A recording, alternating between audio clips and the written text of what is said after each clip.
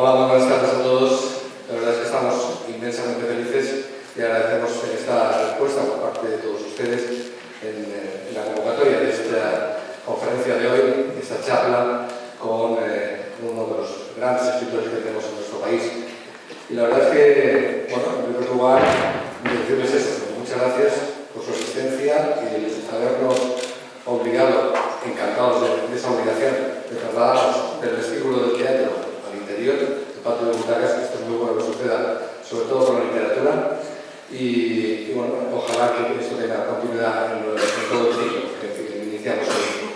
También quería disculpar la no presencia de la concejala de Cultura, Patricia Maciá, por obligaciones también de sus tareas, lógicamente, en el gobierno municipal me han impedido estar con nosotros y me hubiera encantado, lógicamente, disfrutar esta tarde de poder escuchar a José García Montero.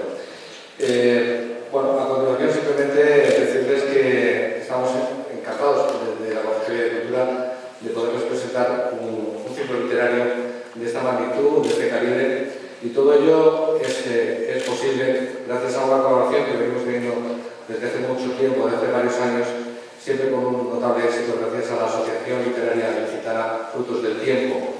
Como no, uno de las personas, uno de los exponentes de estas asociaciones, Javier Cervián, nos acompaña a la mesa, como han ocurrido en ciclos anteriores, y que ha hecho un trabajo con sus compañeros, pero especialmente un trabajo realmente sensacional para poder, un año más, pues acercarnos a gente muy importante de la literatura española hasta nuestra ciudad. Así que yo quiero pedir en primer lugar un aplauso para él, para Javier y para todo su equipo de Frutos del Tiempo, porque nos permite hacer este esfuerzo.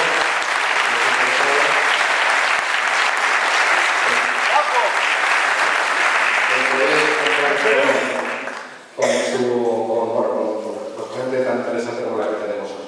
Y ya sin más, doy la palabra a Javier, que bueno, nos haga una introducción sobre la figura que todos evidentemente conocéis y conocemos, pero creo que nos puede situar muy bien en nuestro invitado, en nuestro excelente invitado de esta tarde. Muchas gracias. Estoy emocionado de que llenemos el teatro con un acto de poesía.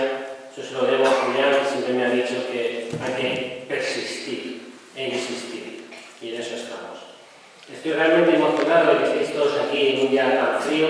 Ayer hablé con Julián y estábamos preocupados por el frío que había en el corte. Digo, pues hay que hacer algo, hay que hacer calefactores, hay que hacer algo porque va a hacer bastante frío.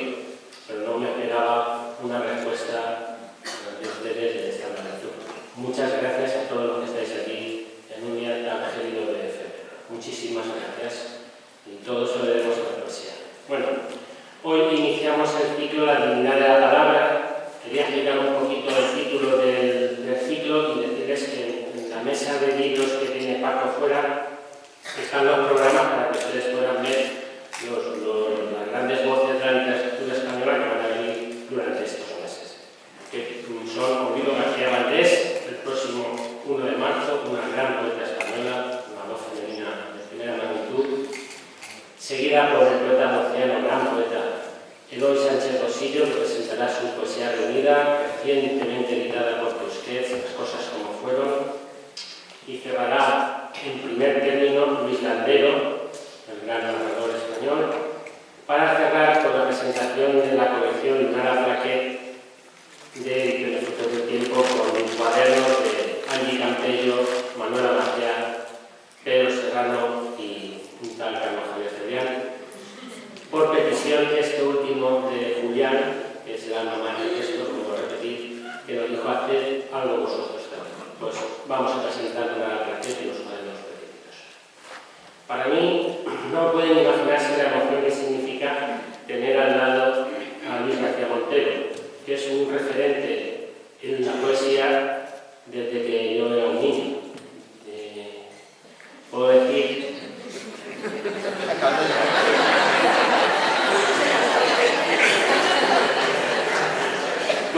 que es uno de mis poetas favoritos, que siempre lo ha sido y lo sigue siendo. Antes, tomándonos un agua,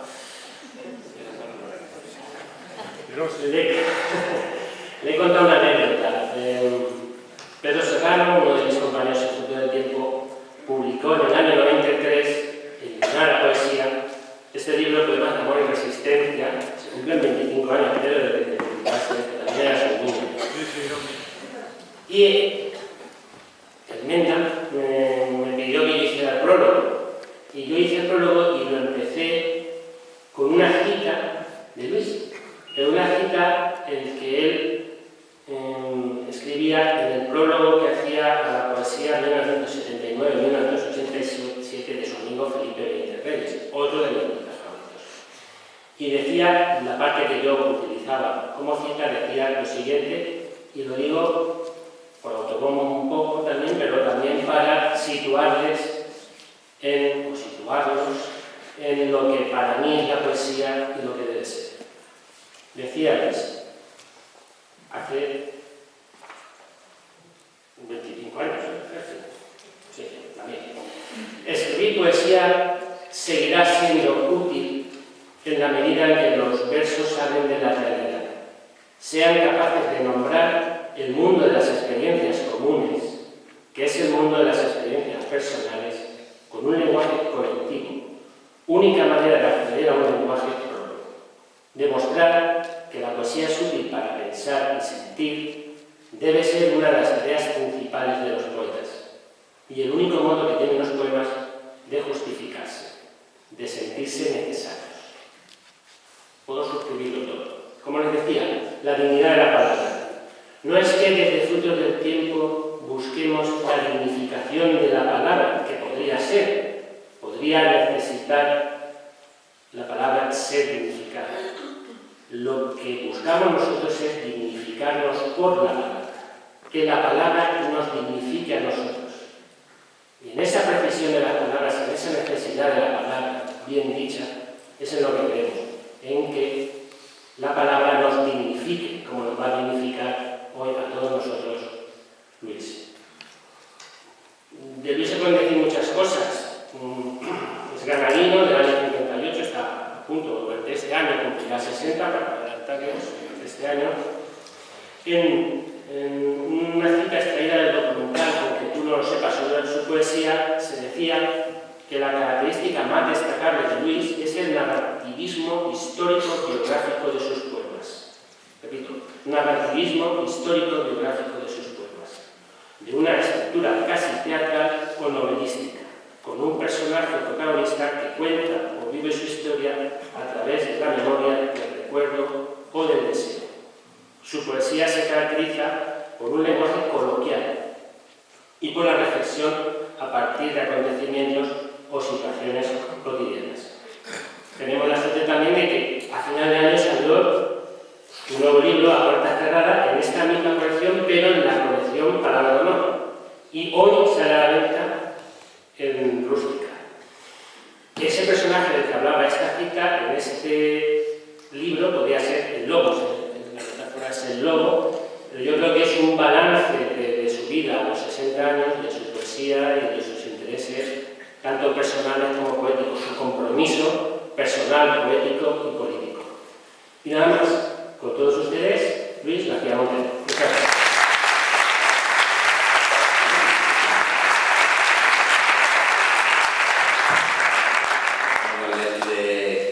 Quiero dar las gracias como corresponde al Ayuntamiento, a la Asociación Frutos del Tiempo por su invitación, su hospitalidad y a todos ustedes por estar aquí conmigo esta noche. Me comentaba Javier que mejor que hacer una lectura de poemas hiciese una mezcla de lectura-conferencia explicando por qué escribo poesía y leyendo algunos poemas que sostengan pues mi argumentación. Y lo hago encantado. Empiezo por aclarar una cosa. Yo me dedico a la poesía porque un azar de hilos pues fue tejiendo mi vocación en la poesía. Lo que yo voy a reflexionar ahora son las meditaciones de alguien que se pregunta qué sentido tiene su oficio, qué sentido tiene su vocación. Pero si yo me dedico a la poesía es porque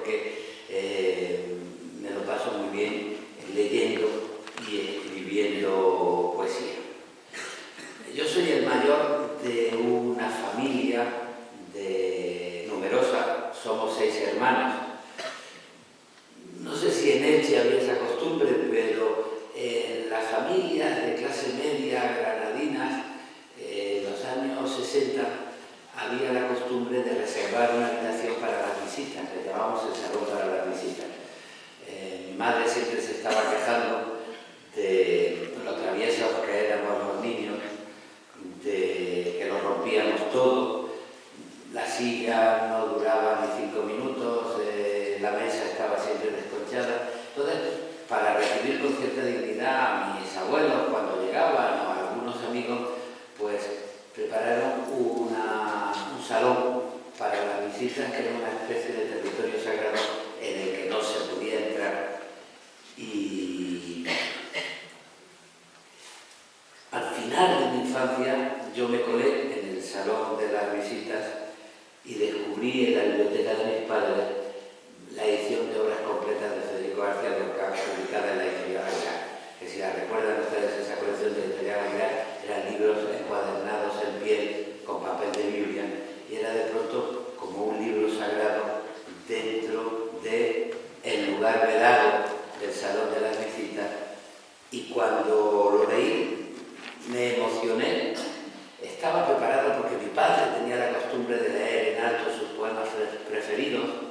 En mi casa tardaron años los televisores en llegar, pues al final de los años 60, y bueno, como no veíamos la televisión, pues se hacían otras cosas, y mi padre, por ejemplo, leía en alto pues, sus poemas preferidos de una colección muy popular entonces, una antología, las 1000 mejores poesías de la lengua castellana. Yo había oído ya muchas veces a mi padre pues la canción del Pirata de Espronceda, El tren expreso de Campo Amor, un romance histórico del Duque de Rivas, que eran novelas de aventura porque tenían su planteamiento, su mundo y su desenlace. Yo estaba preparado y cuando abrí la poesía de Lorca me encontré de pronto en un mundo mágico donde las cosas no eran exactamente lo que parecían. En una canción de Lorca la luna no es la luna, es otra cosa. El jinete que va galopando por un camino sufre algo raro porque aunque sepa el camino nunca llegará a la ciudad a la que quiere llegar. Si tiras un limón al agua, el agua se pone de oro y cambia de color. De pronto descubrí un mundo mágico en el que me sumergí y eso me deslumbró. Abrió mi vocación poética. Después un profesor de los padres escolares de Granada tuvo la buena idea de bajar un tocadiscos a clase y de ponernos a los alumnos un disco que acababa de publicar Juan Manuel Serrat, con poemas de Antonio Machado. Yo le suelo decir a Serrat que en parte de mi vocación poética está cuando yo oía sus canciones siendo casi un niño. Y bueno, después pues tuve la suerte de ir descubriendo cosas que fueron confirmando mi vocación poética. Y me dedico a la poesía y me dedico a dar clases de literatura porque he conseguido que me paguen por hacer aquello que se convirtió en mi vocación en el salón de las visitas de casa de mis padres, que me paguen por hablar de los libros que leo. Hecha esta confesión, pues también quiero decir que medito sobre el sentido de mi trabajo y que quisiera hoy leerles algunos poemas en los que yo he intentado decirme a mí mismo por qué me dedico a la poesía. El primer poema que les voy a leer es un poema que se titula El dogmatismo es la prisa de las ideas.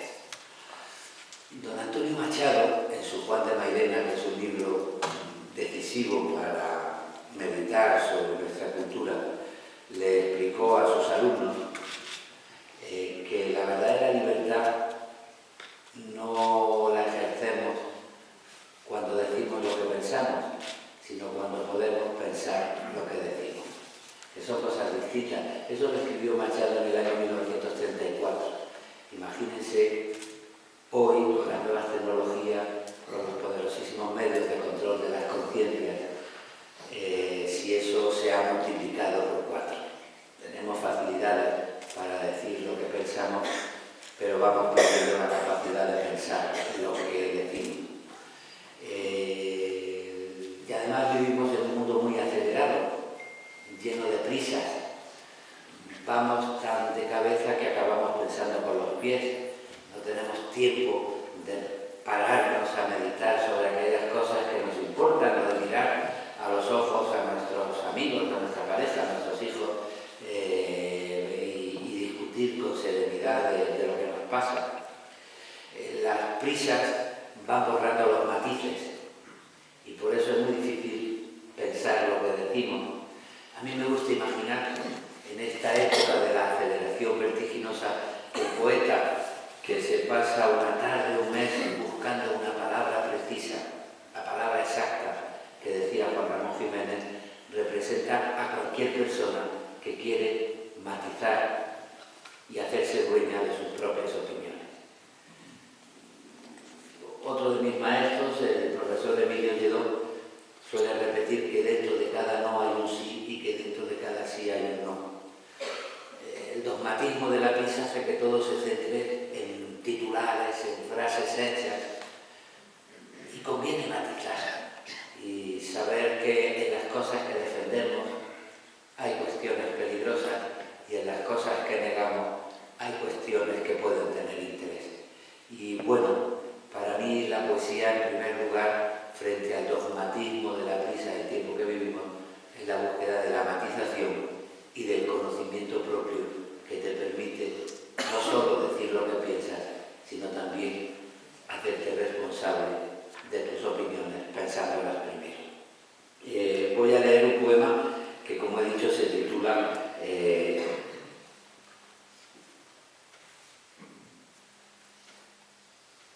El dogmatismo es la prisa de las ideas, y cuenta un paseo junto al mar en un atardecer donde la conciencia se compromete con su propia vocación en este sentido. Aquí, junto a las dunas y los pinos, mientras la tarde cae en esta hora larga de belleza en el cielo y hago mío sin prisa el rojo libre de la luz, pienso que soy el dueño del minuto que falta para que el sol repose bajo el mar. Esa es mi razón, mi patrimonio, después de tanta orilla y de tanto horizonte, ser el dueño del último minuto, del minuto que falta para decir que sí, para decir que no, para llegar después al otro lado de todo lo que afirmo y lo que niego. Esa es mi razón.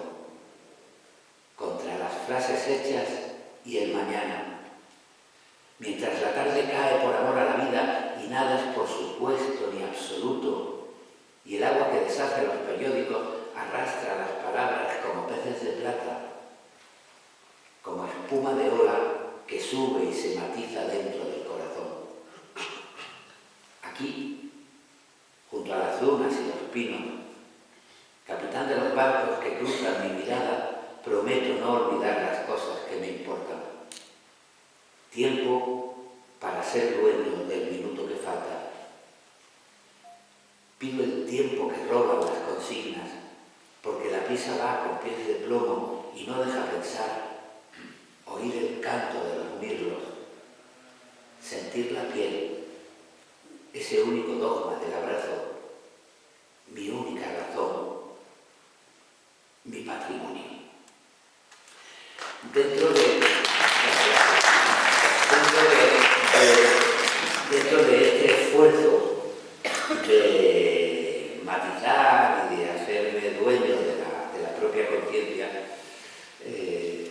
otra de las cosas con las que identifico mi amor por la poesía es la necesidad de rescatar la experiencia de los seres humanos, el relato de los seres humanos de carne y hueso frente a las realidades virtuales que van sustituyendo nuestra realidad, casi siempre pues en favor de la manipulación y del mercantilismo.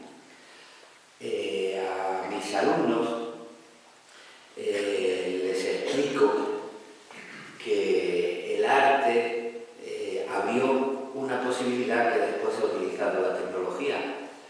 Cuando Picasso pintó Las señoritas de Aviñón a principios del siglo XX, empezó un ámbito de representación que sustituía el cuerpo de carne y hueso.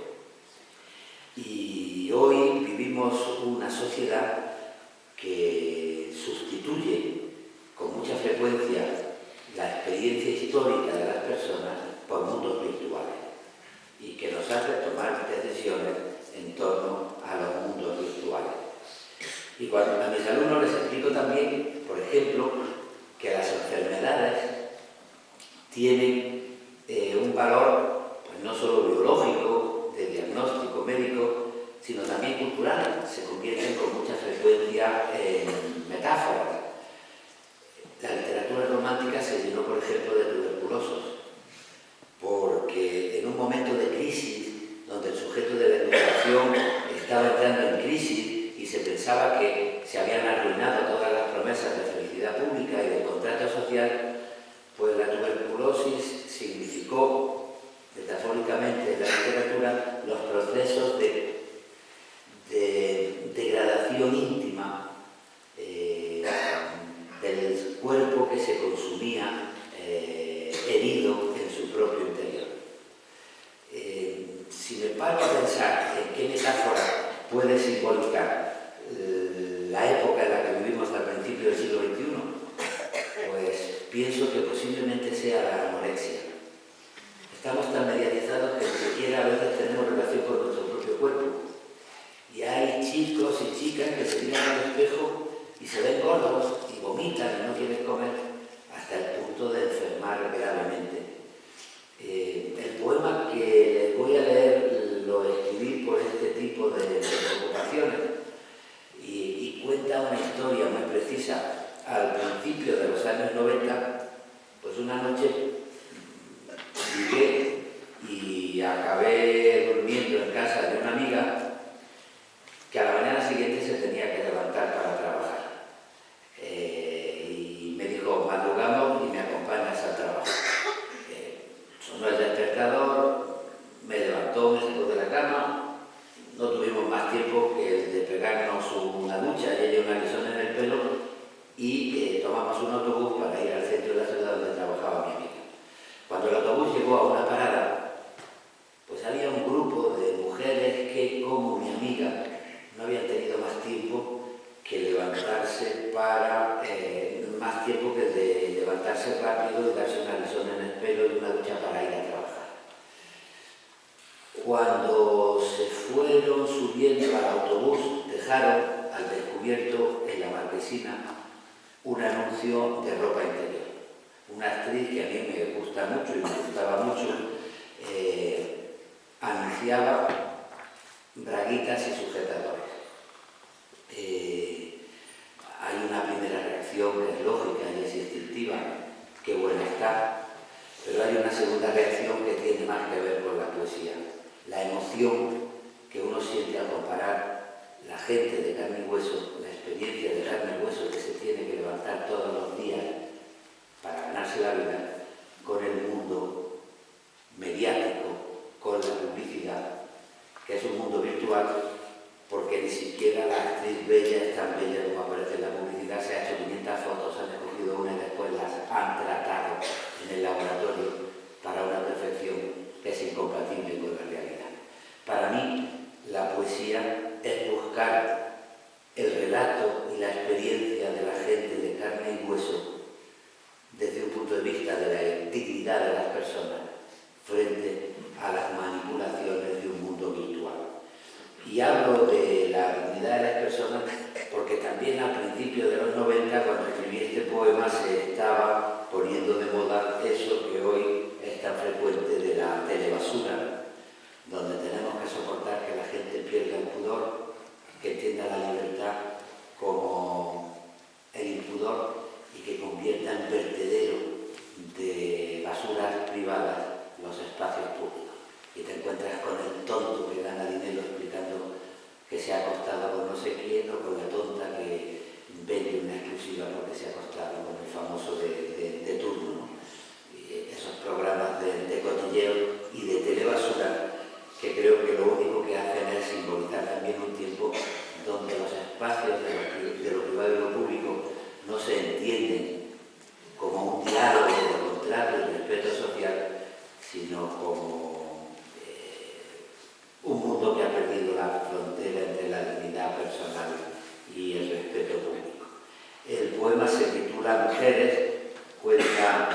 historia que yo les he resumido y dice así.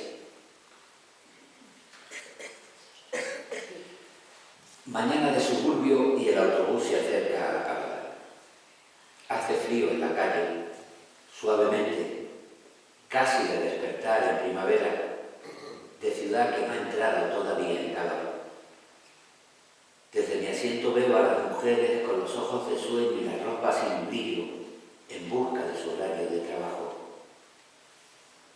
Suben y van dejando al descubierto en los cristales de la marquesina un anuncio de cuerpos escogidos y de ropa interior.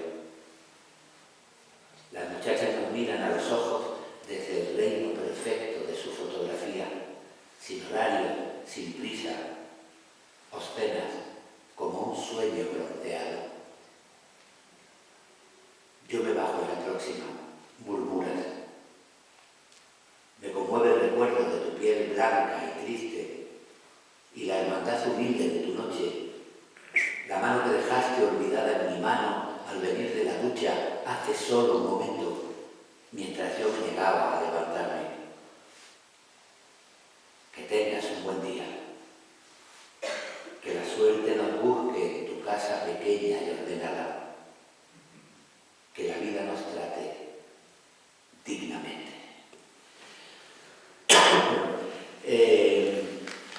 Todo este mundo de realidades virtuales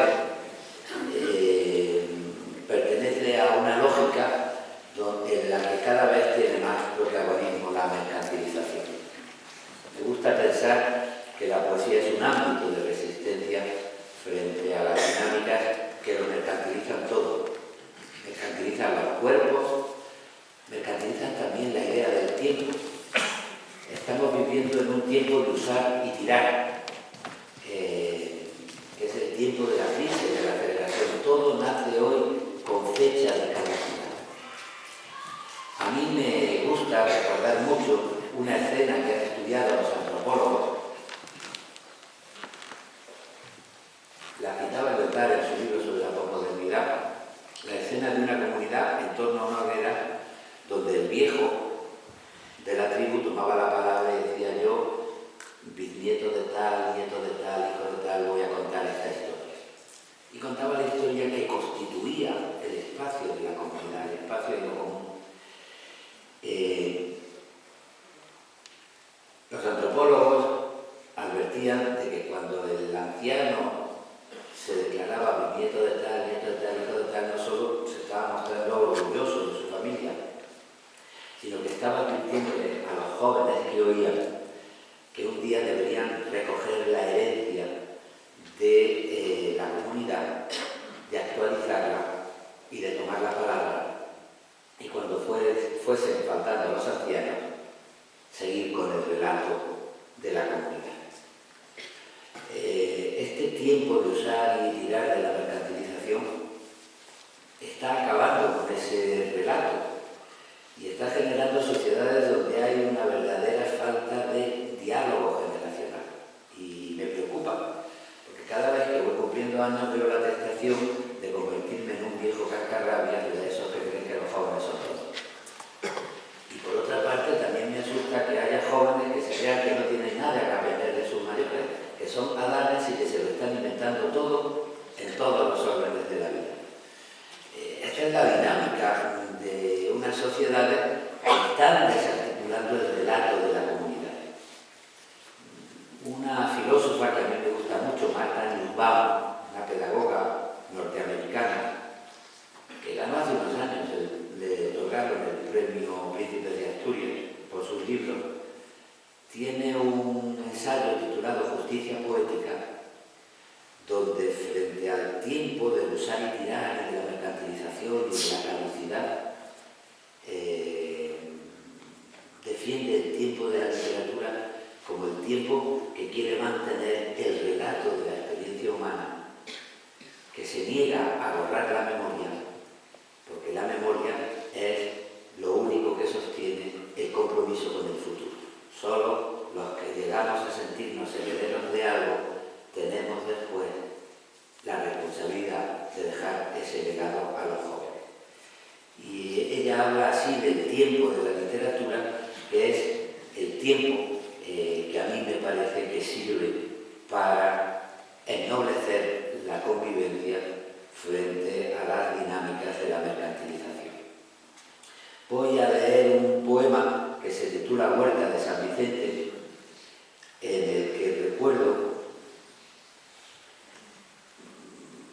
mi adolescencia. Yo nací en Granada, he contado cómo descubrí la poesía de Felipe García Lorca, después enseguida, un poquito después, leí el ensayo de Ian Gibson sobre la muerte de Lorca en Granada, descubrí que en mi ciudad había muchos secretos y que convivía con muchos silencios, y me acostumbré desde adolescente a ir a la Huerta de San Vicente, la casa en la que le sorprendió la guerra civil a Felipe García Lorca y la casa de donde salió para que la mataran. En aquellos años la casa estaba cerrada, pero yo tuve la suerte de caerle en gracia a los guardeses de la familia, a los que se habían quedado cuidando la casa cuando la familia salió, y Evaristo y María pues llegaron incluso a abrirme la casa para que entonces no era ni museo ni nada, era una casa cerrada familiar, para que yo pasease por la casa que estaba tal y como García Lorca la había habitado. Y bueno, escribí este libro que tiene que ver con la indagación en la memoria y también con la definición de una herencia que me interesa legar a los jóvenes. Huerta de San Vicente. Se busca una ciudad. Parece que fue vista en manos de un poeta. Vestía un cielo limpio, un desnudo de nieve y un rumor de cafés civilizados. Se busca una ciudad igual que una palabra. Recuerdo aquellos años inexplicables de mi adolescencia, la sombra del poeta en el balcón de su casa cerrada. Aparecía y desaparecía con la misma torpeza suplicante de los primeros versos, cuando son las palabras vagones melancólicos de un tren que ya no puede con su alma o no sabe moverse todavía. Detrás de los cristales, bajo las tachaduras de lo que se persigue en un papel cuadriculado, buscaba una ciudad, un trozo de madera borrada por el tiempo, la ley de gravedad que fijase mi nombre en un mundo de olvidos y de rara intuición. Heredé las ausencias, pisé lo que no estaba, imaginé su noche, solitario poeta fusilado, y me pertenecía, como la habitación de los amigos, como la luz cautiva de la luna en los amaneceres. Adolescencia siempre tiene más prisa y menos esperado. Buscaba en los escombros de una guerra aquello que no puede vivir en los escombros. Vestía un cielo limpio, un desnudo de nieve. Se busca una ciudad. La recompensa, aprender a vivir con uno mismo, saludar a la luna en horas de trabajo, mover recuerdos en un cajón vacío.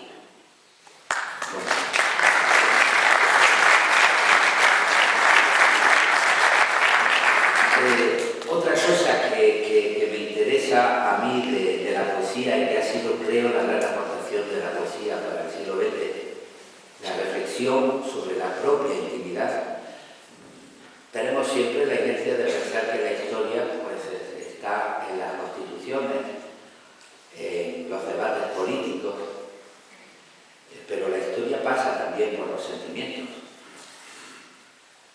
Cuando mi abuela decía a principios del siglo XX soy mujer, pues decía algo distinto a lo que dice mi hija cuando a principios del siglo XXI dice soy mujer.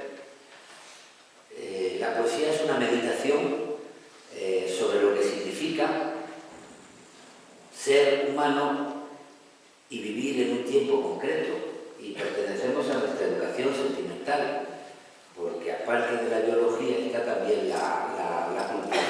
Cuando yo llego a mi casa, aprieto el timbre del portero automático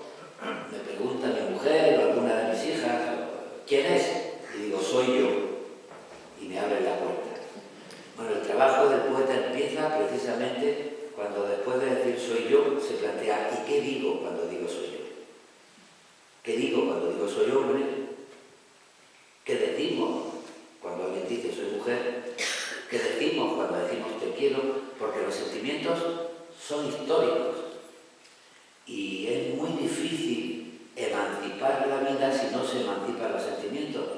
Para que los sueños se sostengan en una plaza pública hay que empezar por transformar la intimidad. Y esa ha sido la tarea de la poesía en el siglo XX. Breton, por ejemplo, pues decía, Marx dice transformar la historia, Rimbaud dice transformar la poesía. Las dos cosas se transforman juntas. Es imposible transformar las historias si no transformamos la vida. Y a eso se dedica la poesía, a la indagación en la intimidad.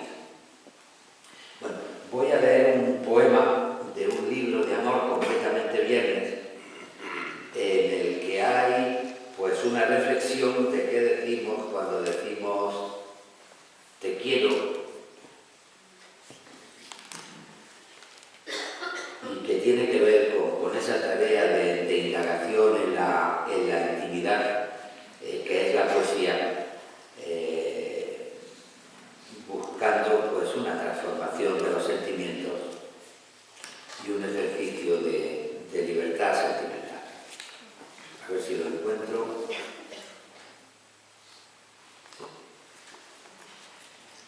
Bueno, el poema se titula Merece la pena y tiene como subtítulo Un jueves telefónico.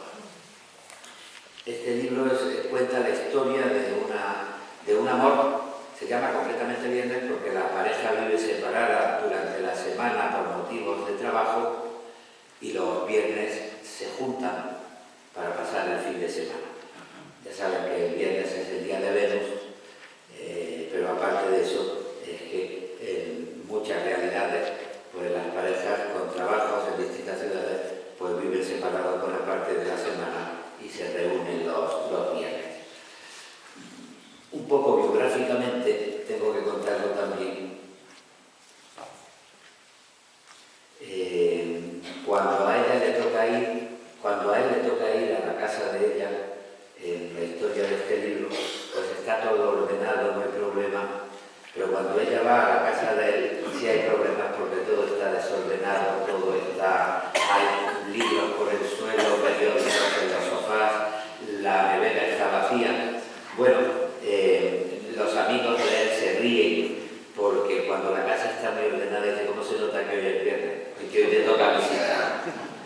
El poema lleva una cita de Joan Margarit, trist el qui mai no ha perdut per amor una casa. Los amigos nos reímos porque el único de todos nosotros que no ha perdido nunca un amor, por amor una casa ha sido Joan Margarit.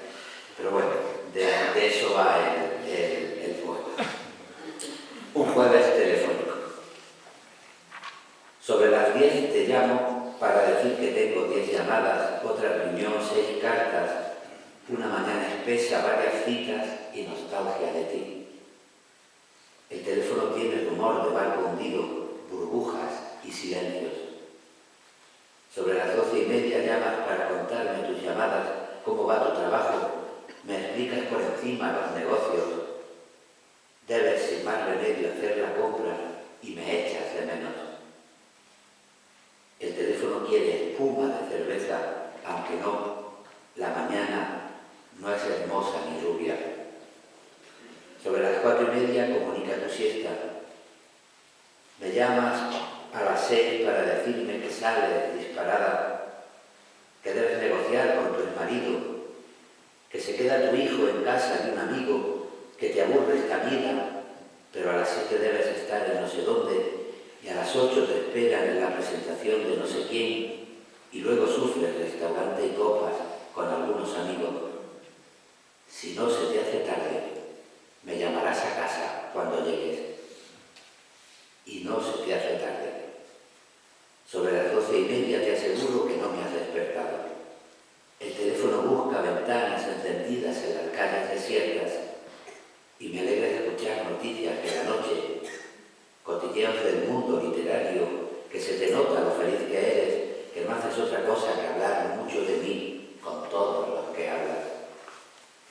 Nada sabe de amor quien no ha perdido por amor una casa, una hija tal vez, y más de medio sueldo, empeñada en el arte de ser feliz y justo, al otro lado de tu voz, al sur de las fronteras telefónicas.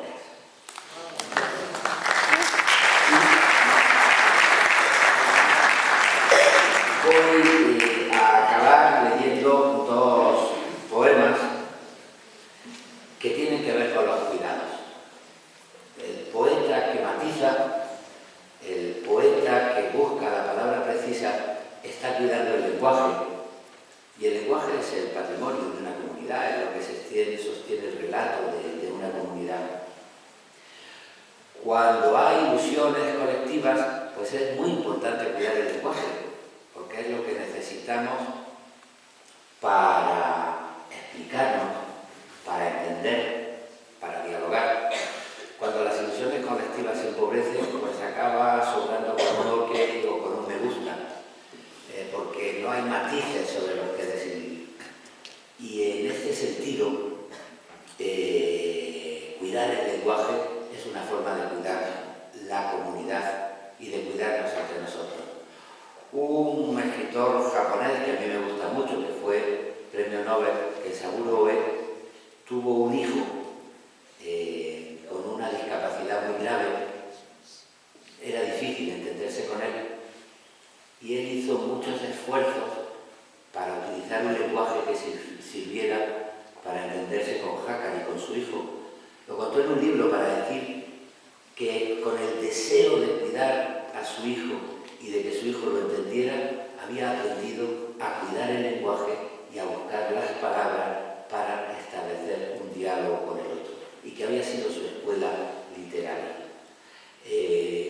Yo estoy muy de acuerdo con eso, porque la labor del poeta no es sentir, es intentar provocar emociones en los demás.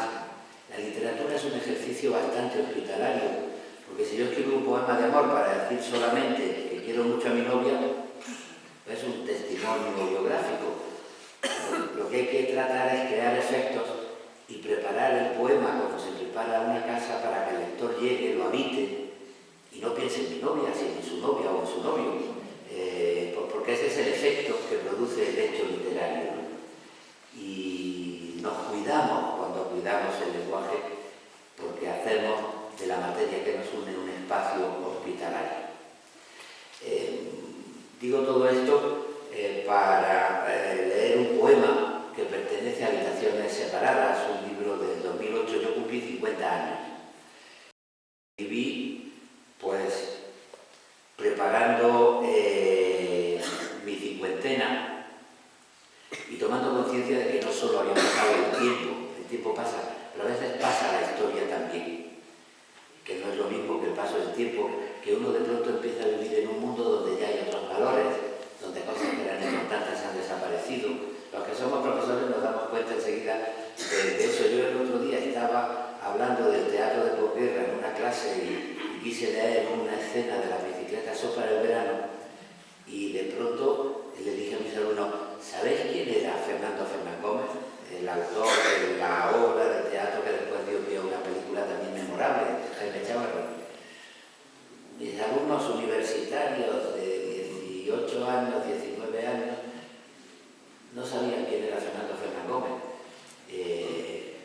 Y bueno, tienen su propia historia y su propia experiencia, y por eso uno se da cuenta que con el paso del tiempo pasa también la historia y cambian no solo los cuerpos sino los valores del mundo. Por eso es tan importante estar atento al diálogo generacional. En este libro, Vista Cansada, yo quise hacer un repaso de los momentos más importantes de mi historia y de los personajes que más me habían marcado. Y claro, me vi en la tesitura de escribir un poema sobre mi madre. Escribir un poema sobre una madre es muy difícil. Uno de los grandes peligros de la escritura poética es la cursilería. Un poema no es una campaña de publicidad para el Día de la Madre o para el Día de los Enamorados, es un ejercicio de conocimiento, y la cursilería es un gran peligro. Y a ver cómo se las arregla uno para escribir un poema a una madre sin cursilería.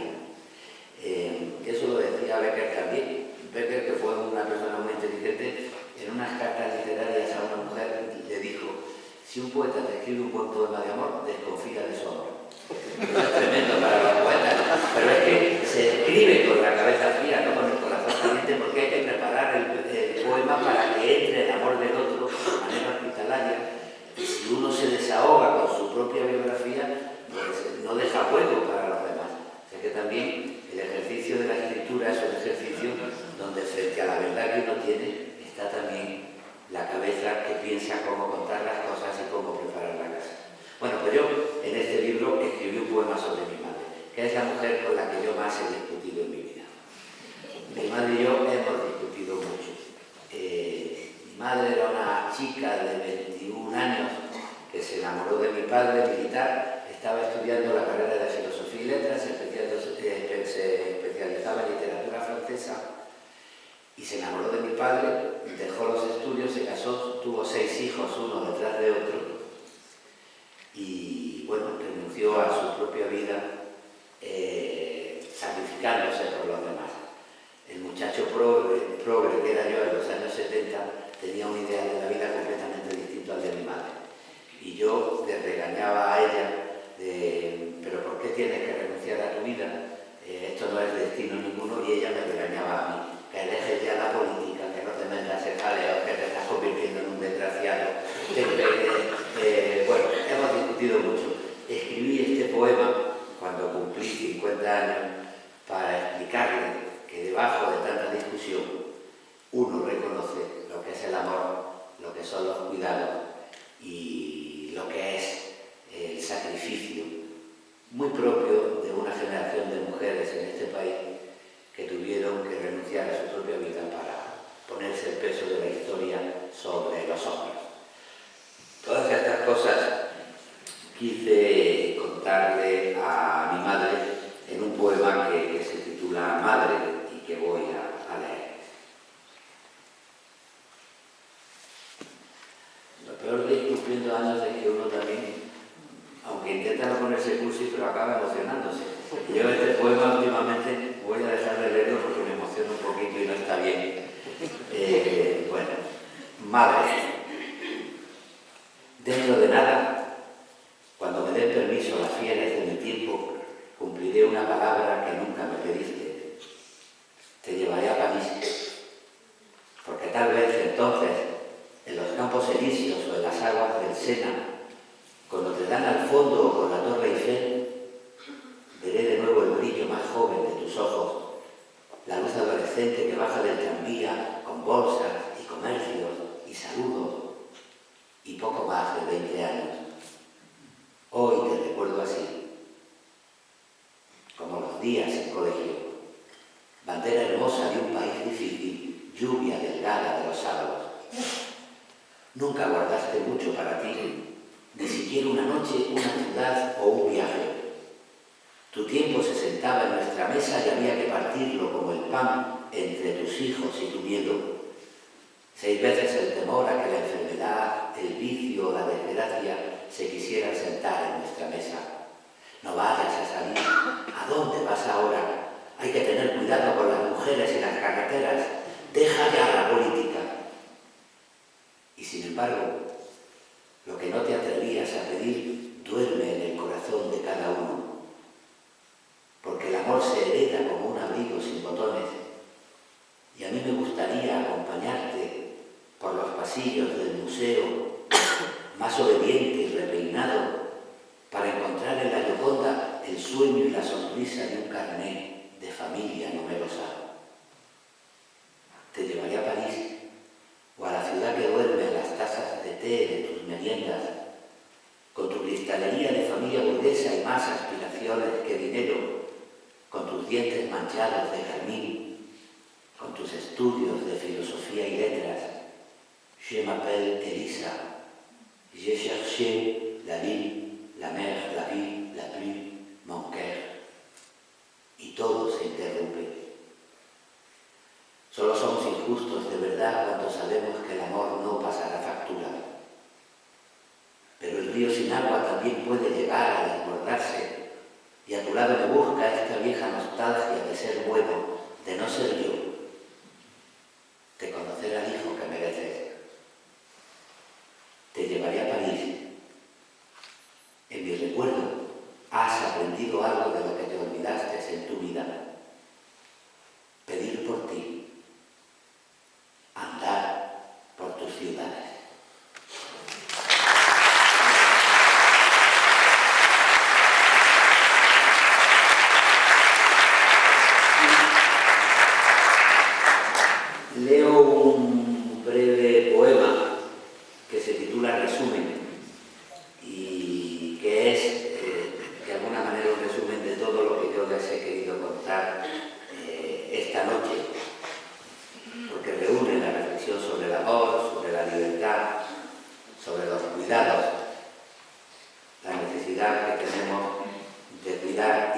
olvidados la necesidad que tenemos de meditar en nuestra propia libertad. Resumen, no existe libertad que no conozca, ni humillación o miedo a los que no me haya doblegado. Por eso sé mi amor, por eso no medito el cuerpo que te doy, por eso cuido tanto las cosas que te digo. Nada más, muchas gracias.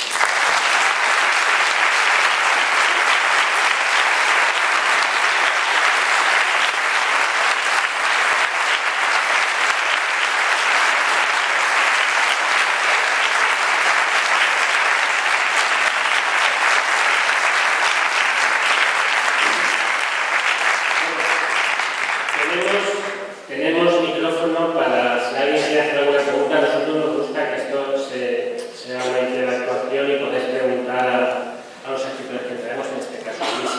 Y antes quiero pedir disculpas por una cosita. Sé que tenéis un poquito de frío. Nosotros estamos en orden.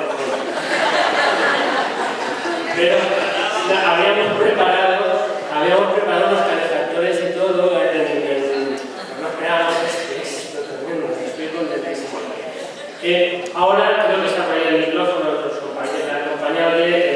Le daremos paso a que queráis preguntar algo o que queráis que haga otra cosa. Voy a contar una anécdota sobre el libro Vista Cansada y luego, para finalizar, si me da su permiso, le dé un tema que me gusta mucho del último libro. Yo, cuando él cumplió esa cincuentena, yo tenía unos pocos menos, pero me tocaba una revisión de la vista. Fui a hacer la revisión de la vista y me dijeron que tenía presbicia.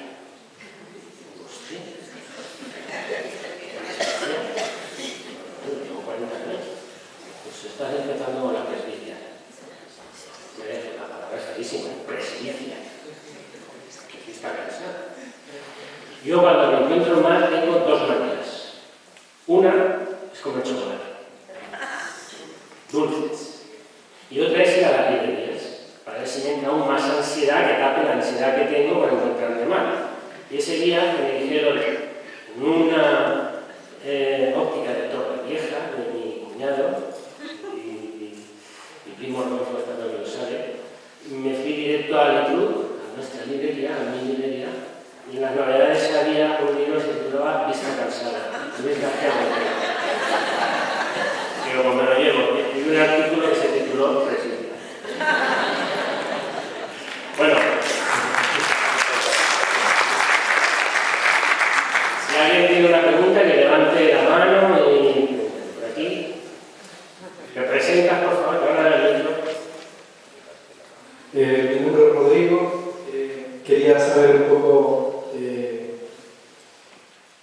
sobre la elaboración de tu poema, cuánto tiempo tardabas, por ejemplo, en escribir el poema que has leído sobre tu madre, cuántas veces has modificado los versos dentro de tu poema, por ejemplo. Pues mucho.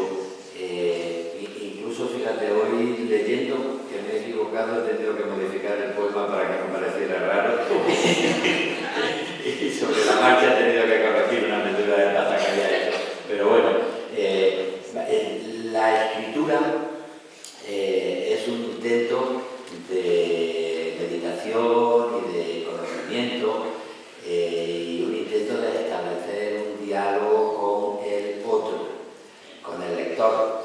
El poema es un espacio intermedio, un espacio de diálogo y no es un desahogo.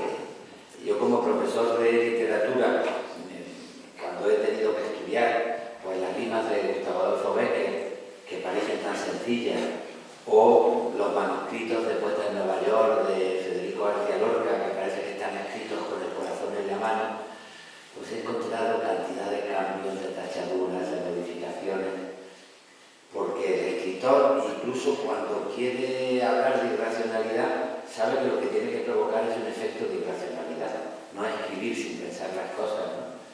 Entonces, bueno, el tiempo de la literatura es un tiempo de lentitud, donde meditas las cosas, sobre todo en la poesía, ya cuando escribes vas corrigiendo, porque tienes varias opciones para decir, al final, pues entre varias escoges una y desechas otra, y después, pues yo suelo escribir a mano en libretas como esta, hago borradores, y poco a poco voy conformando el poema. Cuando los paso al ordenador, pues hago una corrección general del poema. Incluso muchas veces tengo la costumbre de dejar el poema a alguien de mi confianza para que me diga qué le parece y para hablar del poema con él, porque hay veces que uno tiene cosas en la cabeza que al final no están en el poema, o cosas que están en el poema que uno no tenía en la cabeza y que incluso pueden incomodar. Y en ese sentido pueden incomodar el sentido del poema, y en ese sentido pues se va corrigiendo hasta tener un poema final. En poesía, como en la vida, la verdad no es un punto de partida, es un punto de llegada. La gente que se cree que es muy sincera por decir lo primero que piensa, acaba repitiendo como loro lo que flota en el ambiente, o cualquier pensamiento de moda, o cualquier vulgaridad. Para realmente llegar a lo que uno considera que es su verdad y hacerte propio hacerte dueño de la propia del propio sentimiento, pues hay que dedicarle tiempo, y eso no significa falsear la verdad, significa convertir esa verdad tuya biográfica en literatura y en arte. Porque una cosa es la experiencia biográfica de uno y otra cosa es un ámbito artístico que trasciende y dialoga con los demás. El poema de mi madre tardé mucho en escribirlo, 50 años. Pero bueno, en la escritura propia, pues primero tomar decisiones como escribo un poema sobre mi madre que no sea cursi, de qué manera sitúo mi relación con ella, puedo situarla en un momento histórico donde tenían tanto significado aquellas carnets de familia numerosa, y después, bueno, pues hablar de lo que significan las discusiones familiares normales y lo que significa ya desde la madurez el reconocimiento de que detrás de la discusión hay una verdadera experiencia de amor, que es lo que importa, ¿no? Y me costó mucho trabajo escribirlo para huir de la cursilería y para intentar convertir una experiencia tan íntima en una cosa que pudiera vivir lejos de mí, ¿no? ¿Alguna pregunta más?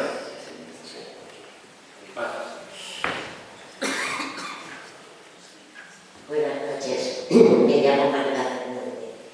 En Navidades me regalan este libro y entonces yo tengo dos preguntas que hacerle sobre él. Primero, ¿este libro es el resultado de la crisis social que sufrió España y que sufriste tú también, por supuesto, o es el resultado de una crisis, de un invierno tuyo que necesitabas una remodelación, una recapitulación, una serie de cosas? Y la segunda pregunta es que cuando yo leí por primera vez el poemario, la conclusión que saqué es que era un poemario autobiográfico, por supuesto, individualista, por supuesto, y que me resultaba un poco frío, triste, melancólico, pero en una segunda lectura ya más pausada, más tranquila, me di cuenta que no era tan frío ni era tan melancólico, porque en todos, como casi todos los poemas, han metido el tema del amor, con lo cual, y lo has tratado de una manera tan sutil, tan elegante, que le ha dado al poema un calor y un lirismo que realmente en mi primera impresión la borró totalmente. Esa amalgama de sus dos situaciones tan distintas es un mecanismo que flota espontáneamente o que el autor, como acabas de decir, elabora porque necesita pulir. Pues gracias por su pregunta y por el esfuerzo de haber leído dos veces el libro. Bueno, te demuestra un interés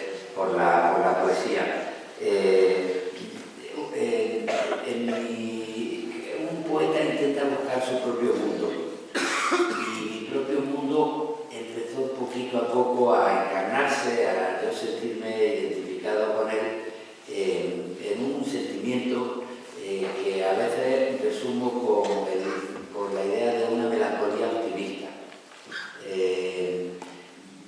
Negar la dureza del mundo me parece que es engañarse, y la poesía no puede servir de engaño, ¿no? En un invierno propio se mezcló todo, se mezcló una crisis personal, pero también una crisis social que me ha seguido afectando en el libro siguiente, A la puerta cerrada, el que acabo de publicar. Bueno, pues donde uno ve que hay muchas cosas importantes que se degradan y hay una crisis económica seria. Hay además una cosa que yo creo que resume también un poco el estado de ánimo de un país y de la propia y de las personas, porque es muy difícil separar una crisis social de la crisis de la persona que la vive. La poesía siempre está mezclando los ámbitos. Por ejemplo, mis abuelos vivieron unos años muy duros en España, pero sabían que sus hijos iban a vivir mejor. Mis padres vivieron unos años también duros, menos que los de mis abuelos, pero duros, pero sabían que sus hijos iban a vivir mejor. Y yo hasta los años 90 estaba convencido de que mis hijos iban a vivir mejor que yo, y ahora no lo sé. Es que creo que van a vivir con menos derechos que yo, con más incertidumbre que yo, y yo me siento responsable de eso. Entonces la crisis social se convierte en responsabilidad individual y se mezclan las cosas, y por eso hay esa mezcla que usted percibió en el libro de crisis social y personal. Lo que pasa es que uno sabe también que dentro de la crisis hay ámbitos de resistencia. Yo quiero que la lucidez no se convierta en un pesimismo radical, porque entonces o se cae en el cinismo, que es una de las grandes enfermedades del mundo contemporáneo, todo da igual, nada tiene arreglo, nada importa, o se cae en la renuncia. Como esto no tiene arreglo, por mucho que lo sienta yo y por mucho que no me dé igual la cosa, pues ya renuncio. Y entonces, frente a esa lucidez de no engañarse, está también la necesidad de buscar ámbitos de resistencia, ámbitos que justifiquen la vida. Uno de mis maestros, el poeta Ángel González, tituló su segundo libro en un momento muy difícil de su vida, Sin esperanza, con convencimiento. A veces, pues uno no tiene esperanza, pero tiene convicciones que le ayudan a resistir y que no quiere traicionar.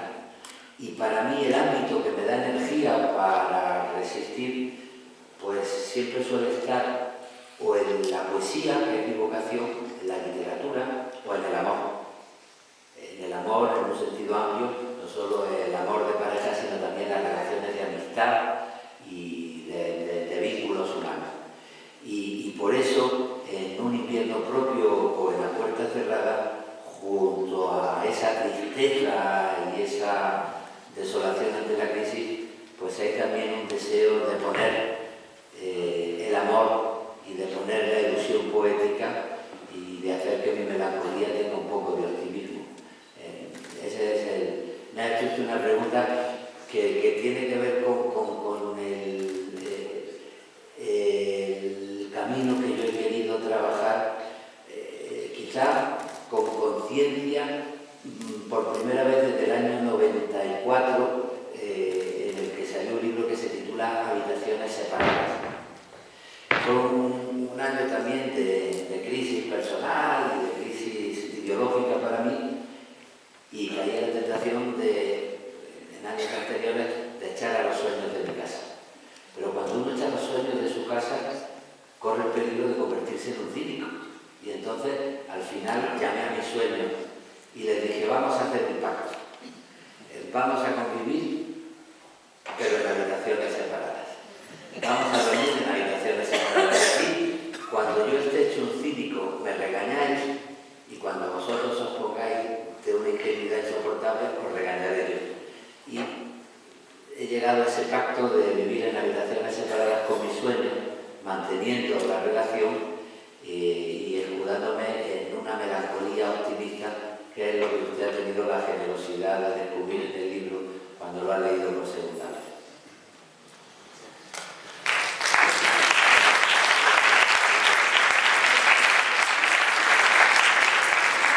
¿Alguna pregunta más? Luis, buenas noches. Yo no he leído nada de tu obra, pero sí te tengo que decir que te sigo a veces con curiosidad en la radio y admiro pues esos textos que lees, medio prosa, medio verso, que yo coincido con lo que dices, pero desde luego jamás voy a decirlo como tú lo dices. Eso lo primero. Lo segundo, me ha gustado mucho unas reflexiones que has hecho, por ejemplo, reflexiones filosóficas, poéticas, por ejemplo, buscar la palabra ocupada en cada momento, y no quiero ser pesado diciendo otras más que has dicho.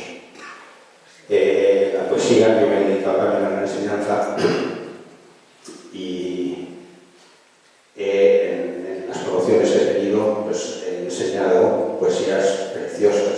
Yo las vivía con mucha emoción y así se lo he enseñado, y ha sido fenomenal ver cómo grupos enteros les ha gustado la poesía de Lorca, de Berti, de Machado.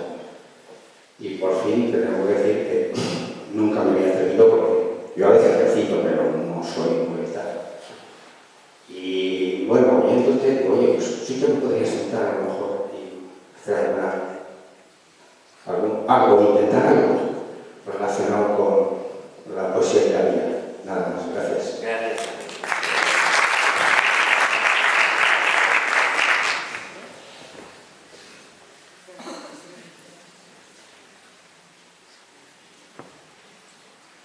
Hola, buenas noches. Hola. Muchas gracias por todo. Mi nombre es Manolo Gil y quería hacerte una pregunta. Yo soy un enamorado de Granada, soy granadino. No sé si escribes aquí, das clases en la universidad aquí. Si eso, de alguna manera, no quiero ponerme cursi, pero en el grupo de la ciudad que yo adoro, eso sirve también para que esos sentimientos, esas emociones surjan en tu poesía. Porque me imagino que pues un paseo por el rectorado, por el hospital, tiene que ser maravilloso. Si te das a la bahía del Sacromonte, no te digo nada. Y digo las cosas un poco mejor, no hablo del Albaicín y de estas cosas. ¿Eso te ha servido? Bueno, Granada es una ciudad de mucha tradición cultural y poética. Es una ciudad del tamaño más o menos como el de Elche. Tiene una universidad de 70.000 estudiantes desde hace siglos, y hace que sea una ciudad manejable, pero con una vida cultural muy, muy fuerte, muy agitada por los jóvenes estudiantes, y mantiene viva pues una tradición que viene pues desde la poesía árabe-andaluza. Los muros de la Alhambra están llenos de poemas, y que después pues ha ido manteniendo su actualidad con poetas como Federico García Lorca, como Luis Rosales, como Elena Martín Vivaldi, ¿no? Y bueno, haber nacido en Granada, en mi caso concreto, en otros seguro que no, porque les ha llevado la vida por otra cosa, pero en mi caso concreto sí sirvió para ponerme en contacto con la poesía y sentir la poesía como algo mío. Pues cuando me enteré, pues eso, que García Lorca era de Granada, de mi ciudad, o que Luis Rosales era de Granada y de mi ciudad. Y después, aparte de esa tradición literaria, cuando uno se siente poeta, la ciudad se convierte en un gran libro, y en torno a la poesía surgen experiencias que son las de todos los seres humanos. Que la relación con la propia ciudad es la relación con valores que tienen mucho que ver con lo más profundo de la poesía. Por ejemplo, el tiempo, que es uno de los grandes temas de la poesía. Si yo voy por Madrid caminando, no tengo la misma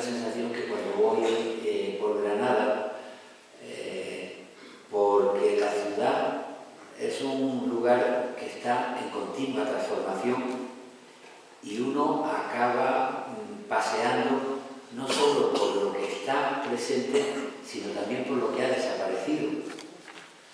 Entonces, fíjate que con la poesía eso tiene que ver porque uno admira la belleza cuando ve la abadía del Sacromonte o cuando ve la Alhambra, pero en muchos sitios se admira la belleza también. Uno puede ir a Venecia o puede ir a París y admirar la belleza, pero lo que solo ve uno en su propia ciudad, pues es, por ejemplo, las ausencias. Cuando yo voy por la ciudad y de pronto paso por el lugar donde estaba la pastelería de toda la vida, en la que mi abuelo me invitaba a merendar los sábados por la tarde, esa pastelería hoy está convertida en una ferretería. O cuando ya no está la librería donde compré mis primeros libros, o cosas incluso peligrosas. Mis padres viven en un paseo, el Paseo del Salón, poco antes de llegar a la carretera de la Sierra, que es un bulevar. Y de pronto el ayuntamiento hizo obras, convirtió en peatonal una parte del bulevar y la otra, la que está enfrente de casa de mis padres, la puso en doble dirección. Y yo siempre que voy miro hacia donde venían los coches cuando tenía 5 años, 10 años, 20 años, 25 años, 30 años, 35 años, 40 años, 45 años. Y muchas veces cuando estoy cruzando y que no viene nadie, de pronto oigo un frenazo, porque la realidad va cambiando. Entonces, eso lo estudió muy bien Baudelaire, de cómo la ciudad en la que te has formado y en la que has tenido tu educación sentimental se convierte en una alegoría, porque no solo está aquello que se puede tocar, sino que están también las ausencias, y convives con las ausencias, ¿no? Y en ese sentido, Granada es muy importante para mí. Pues he tenido la suerte de que trabajo o me he formado en una ciudad que es hermosa, pero sobre todo porque es el lugar donde yo puedo dialogar con el tiempo y donde tomo conciencia de la velocidad de la vida y donde puedo buscar las raíces de lo que ha sido mi historia.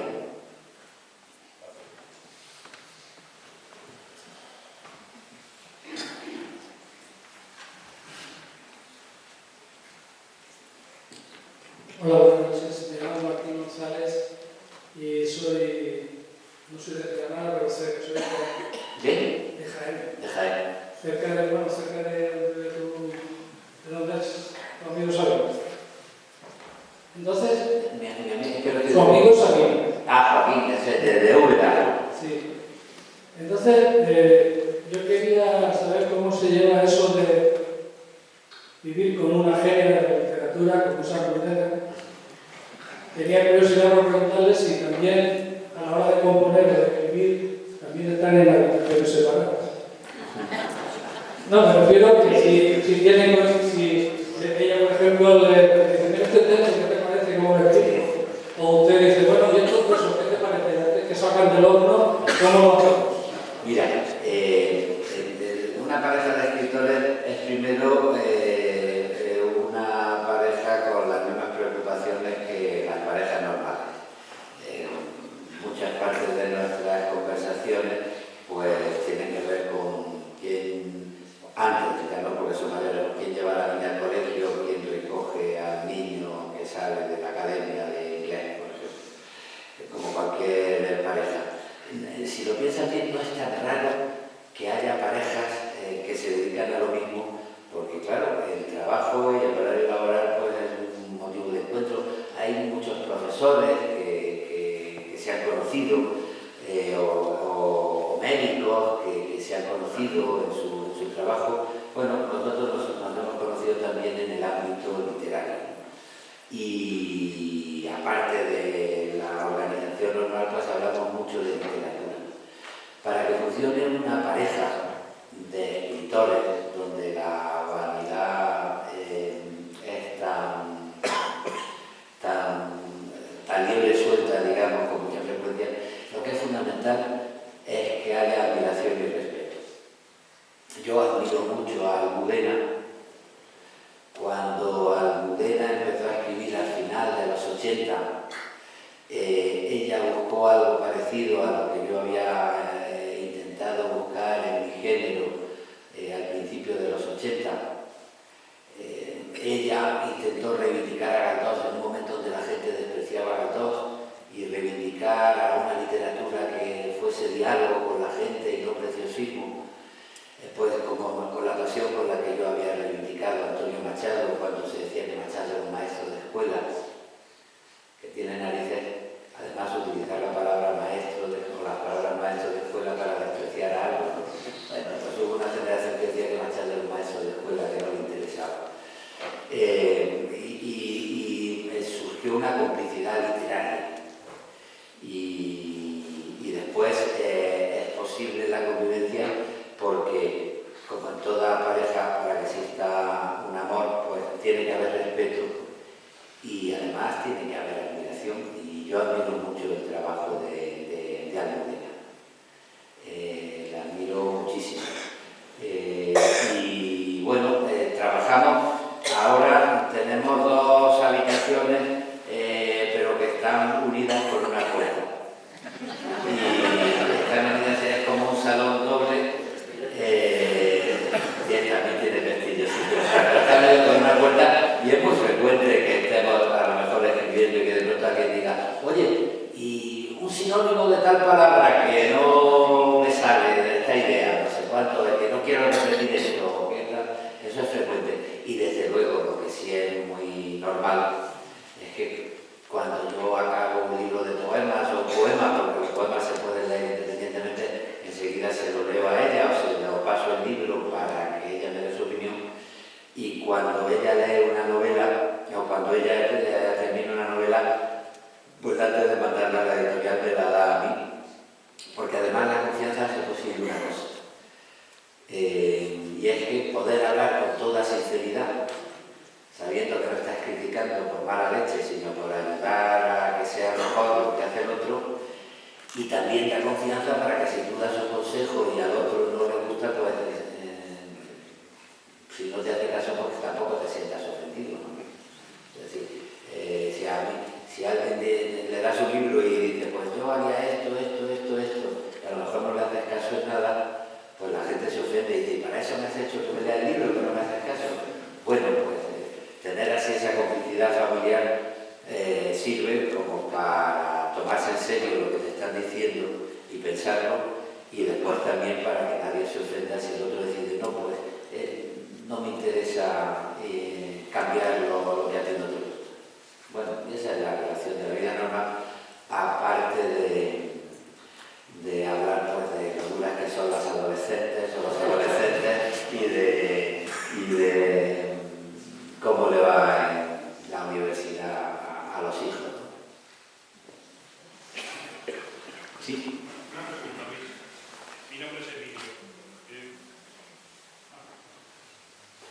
Buenas noches. Decía que mi nombre es Emilio. Yo estudié medicina en Granada, pero cuando volvimos aquí, redescubrimos a Miguel Hernández. Has hecho alusión por tu situación personal en Granada con Federico Barcelona. ¿Qué nos dirías tú de Miguel Hernández? ¿Qué nos dirías tú como poeta de Miguel Hernández? Bueno, Miguel Hernández es un poeta al que yo valoro mucho porque tuvo una vida muy difícil y no tan conocida como parece, ¿no? Miguel Hernández vivió una situación muy difícil, en primer lugar porque nació en una familia que respetaba poco la cultura. El padre de Miguel Hernández siempre fue su enemigo, y si el niño no estudió no es porque no tuviera dinero el padre, sino porque el padre pensaba que la cultura era o para acabar en la iglesia y ser sacerdote o para las élites dirigentes, y no le dejó que el niño se formara. Y cuando empezó a escribir cuando él llegó a Madrid y se dio cuenta de lo que estaba haciendo en provocación, se dio cuenta también que lo que escribía no estaba al orden del día, ¿no? y además no entró con buen pie, porque él había estado educado en una Orihuela muy conservadora y muy reaccionaria, vigilado por gente muy reaccionaria,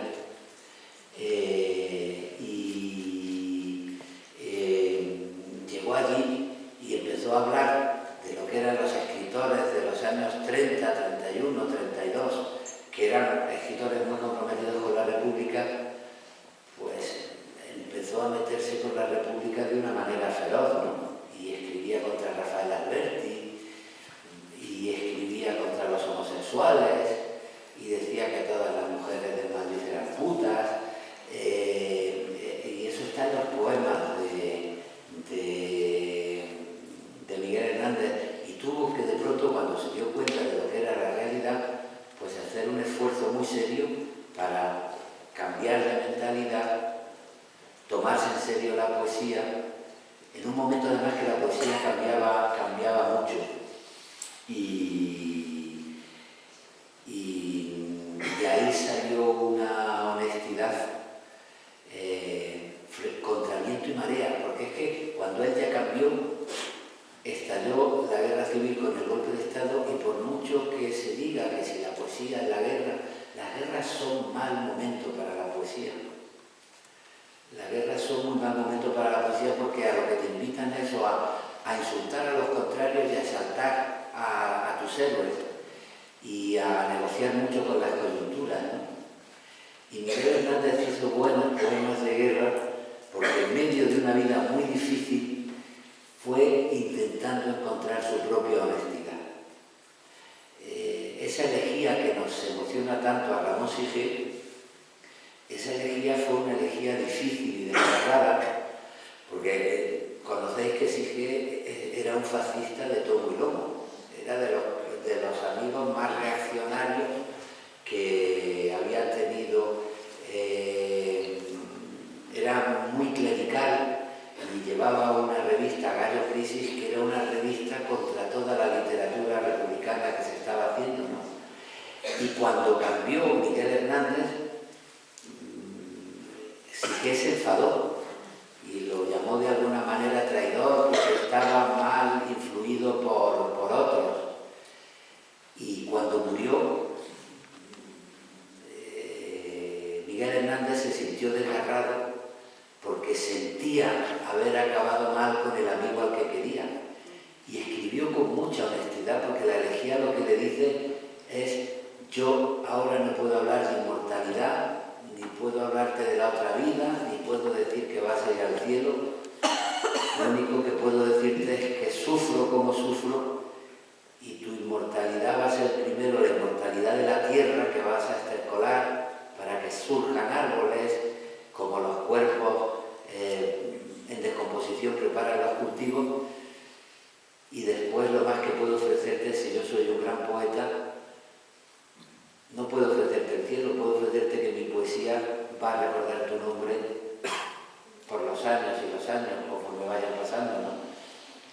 Y después creo que esa misma honestidad fue la que fundamentó el libro que a mí más me conmueve y que me parece una de las grandes aportaciones de la poesía del siglo XX, que es El cancionero y romancero de ausencias, que es el libro que él escribe empieza a escribir al final de la guerra, con la experiencia de la muerte de su primer hijo, y bueno, que estaba preparado por algunos de los poemas del libro anterior, El hombre acecha, cuando de pronto, frente a la violencia y a la barbarie, dice: bueno, ahora vamos a hablar de como hombres y como mujeres, y vamos a llegar al fondo de las cosas, y vamos a hablar con honestidad de nuestro sufrimiento y de nuestro amor. Y hace un libro que además convirtió toda la poesía de tradición, de canción, que solía estar unido a lo rural. Él, precisamente con sus orígenes rurales de cuidador de cabras, fue capaz de llevar la poesía de la canción breve hacia un intimismo nada rural y nada folclórico, y muy de indagación de los fondos fundamentales del ser humano. precisamente eso hoy significa la honestidad, que es para mí lo que debe significar la poesía en la época de eso que llamamos posverdad, donde la gente se relaciona con la mentira como si eso no tuviera importancia. En situaciones muy adversas consiguió ser honesto consigo mismo y dar testimonio de honestidad en grandes momentos de su poesía. He resumido un poco mi opinión sobre Miguel Hernández. Bien, podéis comprar libros de Luis y Luis os lo firmará si es lo que queréis. Si no hay más preguntas, que parece que no, voy a leer el poema que he prometido de A Puerta Cerrada, que se titula Los Acuerdos. Me gusta muchísimo. Dice así: son decisiones justas que manchan su verdad con mi ceniza. He limpiado la casa, pero el uso y los años dejan huellas que se confunden con la suciedad.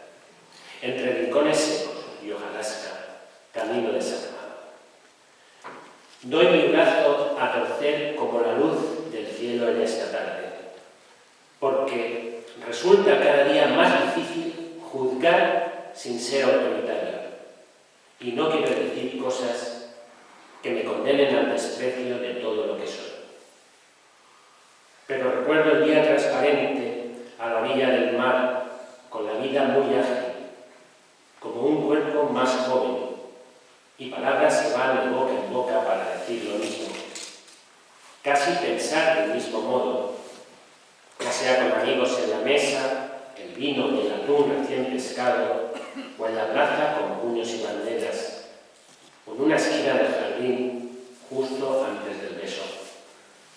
Doy mi brazo a torcer. Veo la luna en el murmullo de las olas, el corcho blanco que se dobla y flota como un mundo de silencio, aunque no es un cadáver. Son los acuerdos de la edad, las decisiones justas, las cenizas de aquello que me deja vacío y me hace más digno.